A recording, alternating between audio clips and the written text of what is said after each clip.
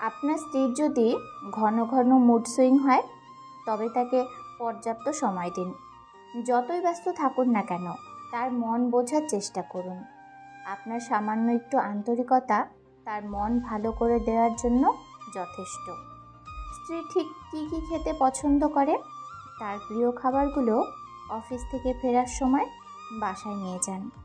সারাদিন মন খারাপ থাকলে খাওয়ার ইচ্ছে না থাকাটাই স্বাভাবিক, তাই রাতে তার পছন্দের খাবারগুলো নিয়ে দুজন একসাথে বসে খান।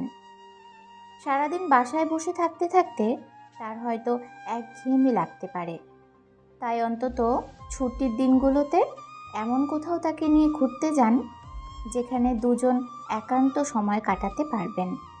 কেননা প্রিয়জনের সাথে সময় কাটালে মানুষের বিষণ্ণতা দূর হয়ে যায়।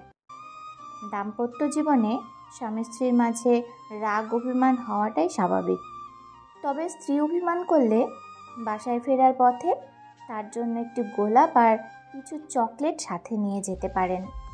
গোলাপ আর চকলেট দেখে অন্তত সে আর রাগ করে থাকতে পারবে না। স্ত্রী যদি রোমান্টিকতা পছন্দ করেন তবে কষ্ট করে হলেও তার ছোট ছোট আবদার পূরণ করার চেষ্টা করুন। চাইলে কোনো এক টঙের দোকানে বসে দুজন মিলে চা খেতে পারেন। জোছনা রাতে দুজন চাঁদ দেখতে পারেন। সেই সাথে তার সাথে সুখ দুঃখের মিষ্টি মিষ্টি গল্প করলেও কিন্তু মন্দ হবে না। তার যতই মন খারাপ থাক, আপনার এমন রোমান্টিকতায় সে মুগ্ধ হয়ে যাবে। স্ত্রী অসুস্থ থাকলে অন্তত ওষুধ খাওয়ানোর দায়িত্বটা নিজেই বহন করুন। কেননা অসুস্থ থাকলে কোনো কিছু ভালো লাগে না, ওষুধ খাওয়ার কথা ভুলে যাওয়ারই সম্ভাবনা থাকে। তাই নিয়ম করে আপনি সে কটা দিন তাকে ওষুধ খাওয়ানোর কথা মনে করিয়ে দিন, কিংবা পাশে থাকলে নিজেই খাওয়ান। অফিস থেকে ফিরে ছোট ছোট কাজে, রান্নার কাজে তাকে সাহায্য করুন। যদি রান্না করতে পারেন তবে সপ্তাহে অন্তত একটা দিন তাকে রান্না করে খাওয়ান। তার বিশেষ দিনগুলোতে তাকে পর্যাপ্ত সময় দিন।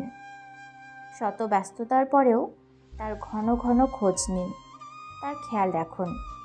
তার সাথে অন্তত এই সময়গুলোতে বাজে ব্যবহার করবেন না। এই বিশেষ দিনগুলোতে সব মেয়েদেরই মুড সুইং হয়, ভালো কথাতেও রেগে যায়, অকারণে অভিমান হয়। তবে আপনাকে এই সময়গুলোতে হতে হবে সহনশীল। তাকে বুঝতে হবে, তাকেও বোঝাতে হবে, আন্তরিকতার সাথে তার সাথে মিশতে হবে। স্ত্রীকে ভালো রাখা মানেই ভালো খাবার আর বাসস্থান নয়, তার আত্মিক শান্তিটা খুবই জরুরি।